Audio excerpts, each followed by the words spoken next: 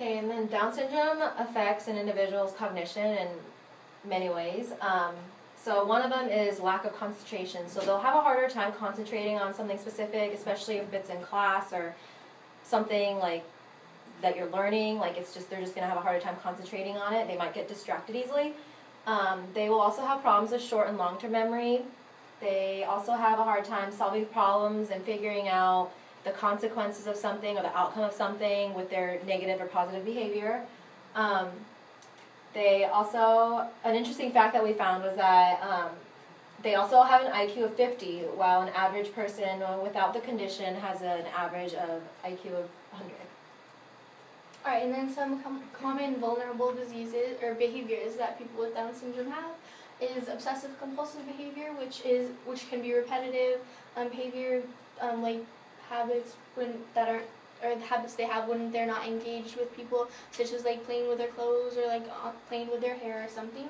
And they also have attention disorders, like ADHD, anxiety, language processing, and hearing loss, and the language and hearing processing is caused by, or it decreases their attention because they're not able to do it, so they just don't want to.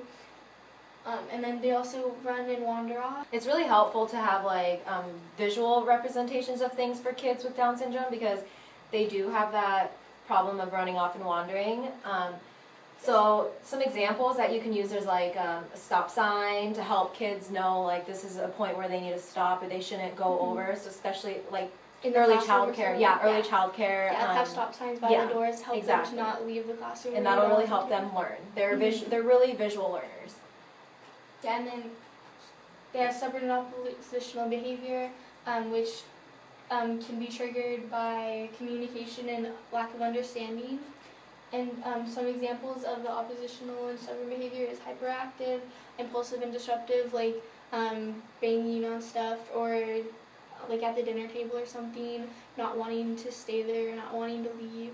Children who just like have a harder time understanding and like have a harder time with communication and speech, like they'll just kind of lash out, and that's kind of the way they behave, like hyperactive and like impulsive and disruptive behavior. So they might be just lashing out.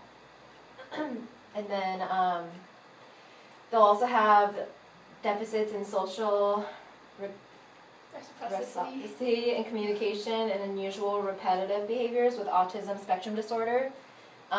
They also have dementia, which can affect your memory, your thinking process, and your language judgment and behavior skills of your everyday life.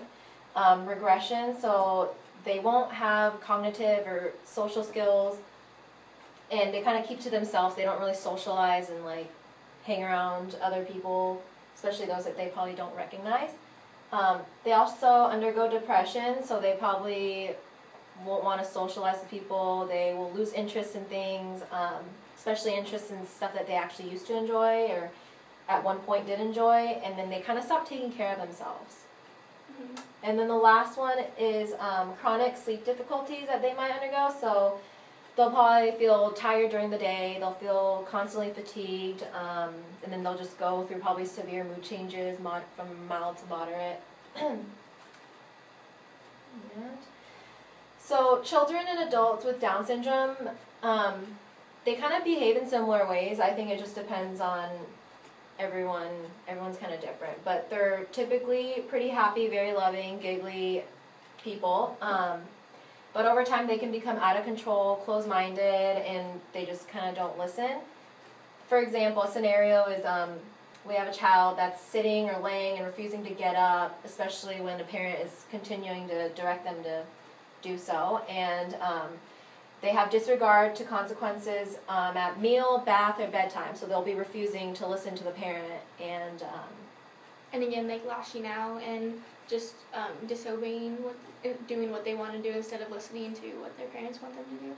And this varies too, like as they probably grow older. Like, I mean, it's probably more common for children who are probably more younger and have a harder time communicating their needs. So, and then, like we said, these oppositional behaviors occur in individuals of all levels of cognition and language skills. So it can happen with people of older age too. It's just less common. Yeah, it's just less common. It's mostly for children that are like younger who have a harder time communicating their needs. And then we also found that there's a drug that helps calm down children with high degree of disruptive behaviors and lashing out like we were discussing earlier. And this is called clonidine. This drug is called clonidine. And this doesn't necessarily improve primary attention, it just kind of helps children calm themselves down. Okay, so we found a video example in which we have a child with autism and Down syndrome, and he's at a store outing with his grandmother and his mother. And in this social setting, they're having a hard time shopping because he's kind of clinging on to his grandmother and kind of needing her attention. So you'll kind of see from the video that we play.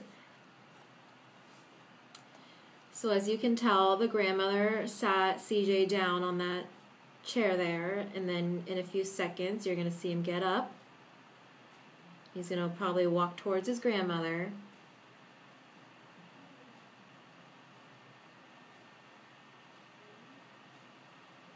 There he goes. And he's probably going to cling on to her. And by his behavior, he clings on to his grandmother because to him, that's how he visions a safe place. You know, somebody he recognizes, somebody that he knows. All right, and he's also clinging onto his grandmother and getting up into her personal space because he wants attention, and that's how he knows how to find attention.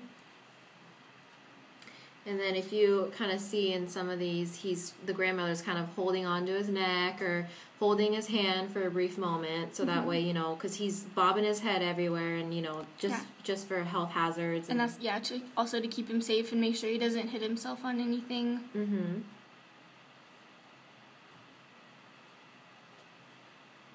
Alright, so right now he's trying to be at the center of attention, and he just wants her to focus on him. And then here you can also see when the grandmother kind of starts paying a little attention to the other kids, his other siblings, he kind of still is in her personal space and wanting her attention, jumping around. And then over there he kind of looks like he's about to start wandering around. It's very important for mothers or, you know, them to supervise them because they can often wander off. So that's another reason to why they hold on to them at close range or hold their hand, because they have a tendency to run off on their own.